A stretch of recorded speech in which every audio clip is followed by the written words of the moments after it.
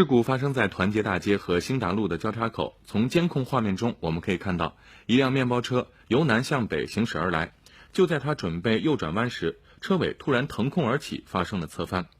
随后，紧邻的面包车也飞离了地面，撞倒了后边的小轿车。同时，由北向南驶过来的一辆轿车也弹了起来。3辆轿车怎么就无缘无故地飞起来了呢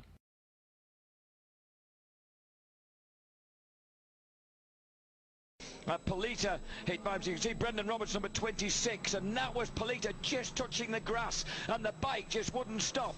It kept on going, bounced across him. Somehow he avoided serious injury, and even the next bike that was collected here, Dionisi hits him hard and goes right over the top.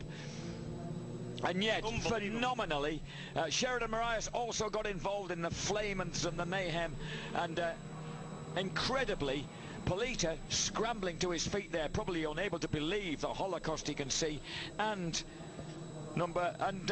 Ilario Dionisi on the Union bike GI Motorsports MV Augusta. They've all survived intact, no broken bones. They may even be out for the rerun of the race, which will take place at about 2:50.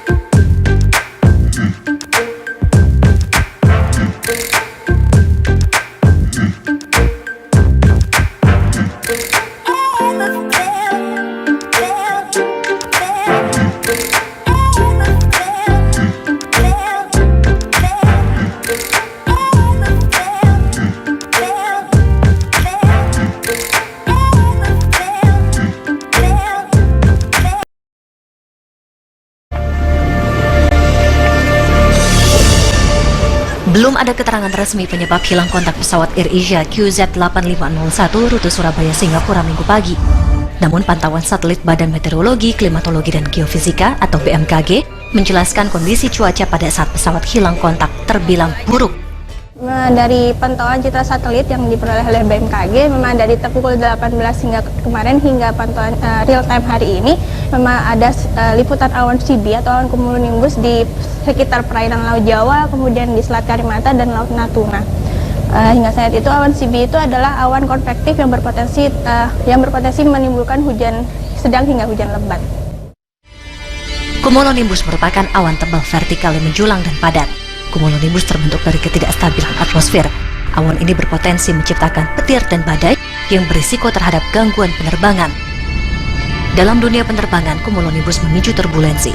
Kemungkinan terburuk, pertama, ketika pesawat melewati cumulonimbus dan terkena kilat, pesawat meledak di udara. Kedua, ketika pesawat melewati cumulonimbus saat terjadi badai hujan, pesawat akan mengalami guncangan, kehilangan tekanan, dan jatuh. Saat cumulonimbus membentuk gumpalan akan meningkatkan suhu dingin di udara.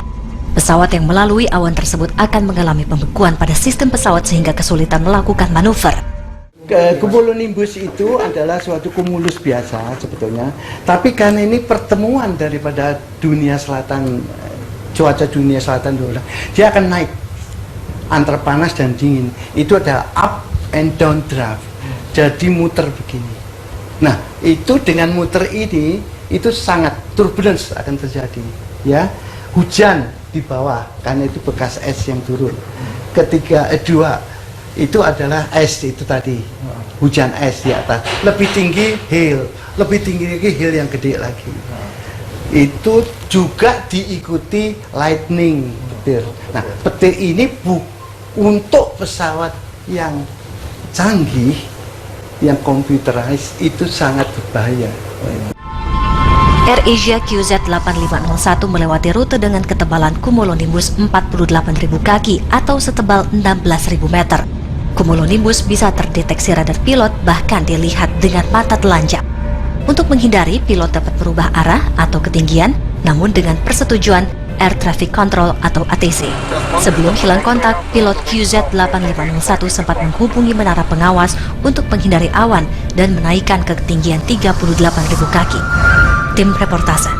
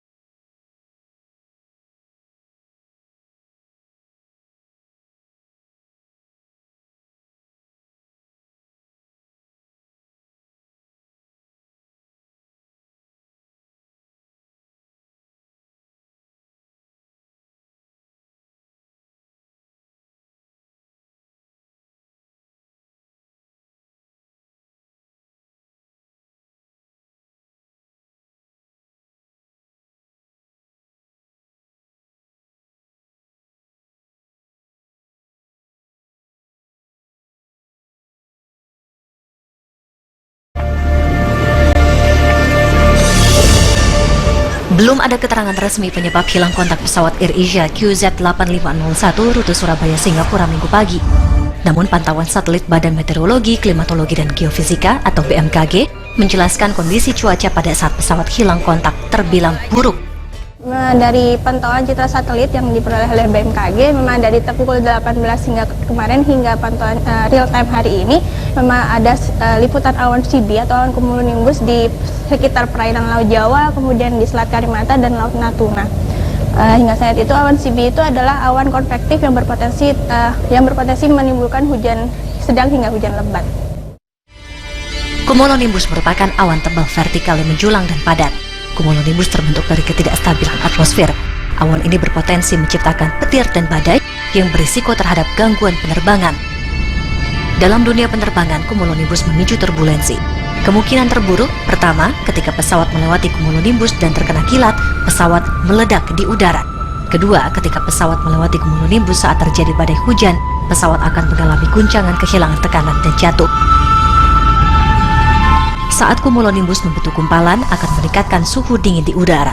Pesawat yang melalui awan tersebut akan mengalami pembekuan pada sistem pesawat sehingga kesulitan melakukan manuver.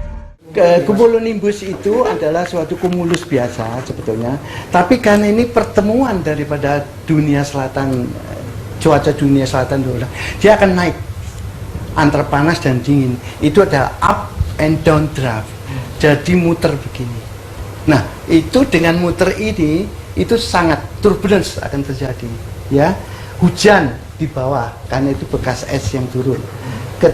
Dua itu adalah es itu tadi, hujan es di atas, lebih tinggi hail, lebih tinggi lagi hail yang gede lagi. Itu juga diikuti lightning, petir. Nah, petir ini untuk pesawat yang canggih, yang computerized, itu sangat berbahaya. AirAsia QZ8501 melewati rute dengan ketebalan cumulonimbus 48.000 kaki atau setebal 16.000 meter. Cumulonimbus bisa terdeteksi radar pilot, bahkan dilihat dengan mata telanjang. Untuk menghindari, pilot dapat berubah arah atau ketinggian, namun dengan persetujuan Air Traffic Control atau ATC. Sebelum hilang kontak, pilot QZ8501 sempat menghubungi menara pengawas untuk menghindari awan dan menaikkan ke ketinggian 38.000 kaki. Tim Reportase.